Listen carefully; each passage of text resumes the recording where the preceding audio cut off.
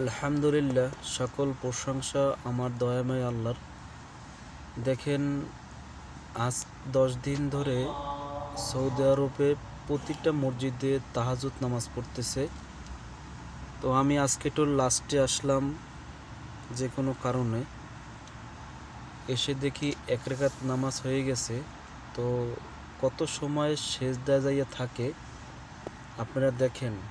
আসলেই এত সময় সেজদায় ধরে থাকারই নিয়ম, যেভাবে আমাদের আল্লাহ রাসূল নামাজ শিক্ষা দিয়েছে। আপনারা অপেক্ষা করেন, দেখেন কত সময় ধরে সেজদায় পড়ে থাকে।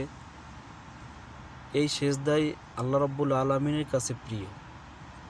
আর আমরা বাংলাদেশ এবং অন্যান্য দেশে যারা আছি, তারা অল্প সময় ধরে তারা সেজদা করি, রুকু করি।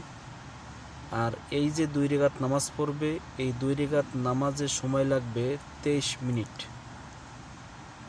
2 রাকাত নামাজে সময় লাগবে 23 মিনিট।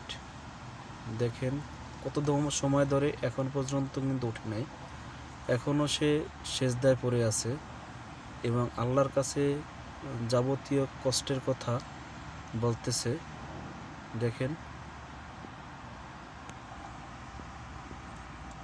আল্লাহ রব্বুল আলামিন আল্লাহ এভাবে সেজদা আমাদের সবারকে দেওয়ার ব্যবস্থা করে দেন এবং আপনি আমাদের নামাজকে কবুল। দেখেন কেবল উঠছে, ওই ইমাম সাহেব উঠতেছে, দেখছেন।